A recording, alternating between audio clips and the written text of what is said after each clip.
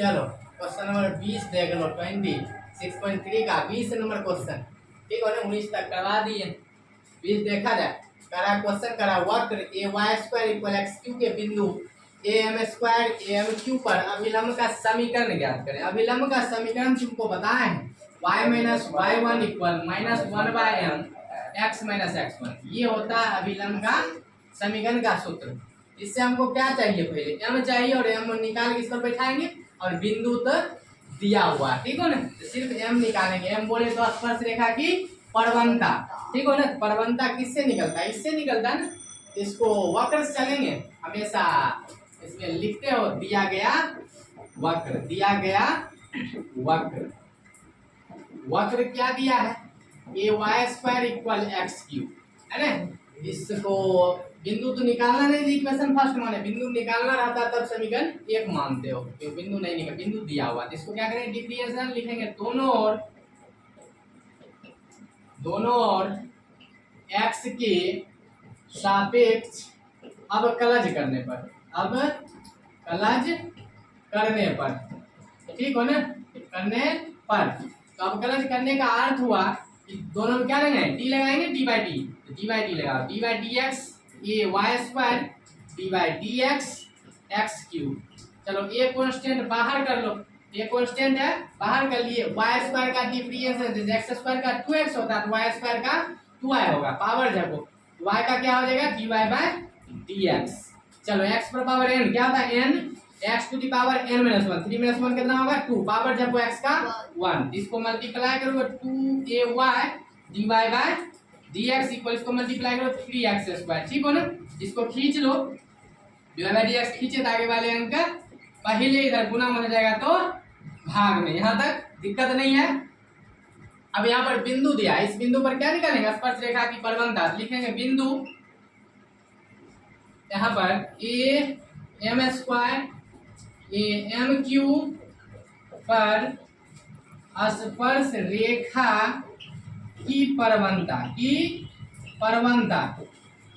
बोले तो M, परवंता M बोलते हो ना। परवंता एम बराबर फार्मूला होता है d y by d x, y है और यहाँ से x1 कोमा y1 लिखो या x कोमा y लिखो, बात एक ही हो जाएगा यहाँ पर।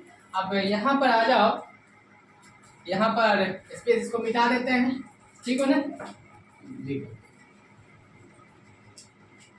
चलो यहाँ पर आ जाओ, m इक्वल इसका मान x का मान और y का मान यहाँ दिया हुआ, बिंदु दिया हुआ ना, यहाँ पर एक लाइन बढ़ा दो, m का dy बाई dx का मान देखो कितना, इतना निकला है ना। इसका मान लिखो 3m स्क्वायर और 3x स्क्वायर है ना, 3x स्क्वायर बटे 2ay।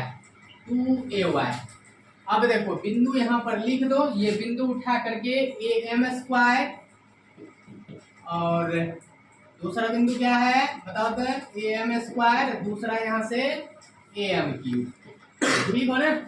अब रखो, इसको हल करो, 3 या 3 x का मान, इसको x इसको y बोलते हो, x की जगह x का मान रख दो, am स्क्वायर, स्क्वायर पहले से है स्क्वायर दे दिए, 2a रहने दो, y की जगह y का मान रख दो, am स्क्वायर, m का मान कितना आया, हल करो यहाँ से, 3 a का स्क्वायर करोगे तो a स्क्वायर होगा, इसका स्क्वायर करोगे तो m पर पावर 4 हो जाएगा और यहाँ पर मल्टीप्लाई करो 2a स्क्वायर m, y का मान q है, q लिखो, m इक्वल, चलो हल करो, काटो इसको, a स्क्वायर खत्म, इसको 3 को इसके साथ काटो, खत्म हो गया ना, ये वो बचेगा, यहाँ से m बचेगा, यहाँ बच गया 3m बाय 2, m यहाँ से देखो, यहाँ भी m है, यहाँ भी स्मॉल दिख रहा, इस सब को हम कैपिटल बना दे, कोई दिक्कत नहीं, इस सब m को क्या बना दो, कैपिटल बना दो, इस सब m को कैपिटल बना दो ताकि दोनों अंतर हो जाएगा, अच्छा रहेगा। इसको कैपिटल m लिख दें, कोई दिक्कत नहीं, ठीक हो ना। अब हमको m प्राप्त हो गया, अब करा इस बिंदु पर क्या है, अभिलंब का समीकरण दिया, हम लिख दो, यहाँ पर आ जाते हैं, यहाँ पर लिखेंगे बिंदु यहाँ पर am स्क्वायर am क्यूब पर अभिलंब रेखा का समीकरण, अभिलंब रेखा का समीकरण, रेखा का समीकरण फॉर्मूला होता है y minus y1 equal minus 1/m x minus x1। अब हल करेंगे y माइनस इसको x इसको y, तो 1 1 मान लो, तो y1 का मान यहाँ से देखो एम क्यू, माइनस है तो -1, m का वैल्यू यहाँ से उठाओ, यह है 3m/2, यही है ना m का मान, बटे x माइनस x1 का मान, x1 का मान यहाँ से देखो ना am स्क्वायर। अब देखो यहाँ पर कैपिटल यहाँ पर मानो तो यहाँ भी कैपिटल ही लिख दो तो ज्यादा अच्छा रहेगा, कोई दिक्कत नहीं है। आ जाओ, अब इसको देखो घुमा के ले जाओ ऊपर ही, ऊपर चला जाएगा ना, a y a m s cube, इसको घुमा के ऊपर ले जाओ तो -2/3m x minus a m square. यहाँ तक ठीक हो, अब बाय क्रॉस कर दो, कहीं चीदार गुना कर दो, यहाँ पर ये यहाँ पर आ जाएगा ना, पूरे मल्टीप्लाई होगा तो क्या हो जाएगा बताओ 3my,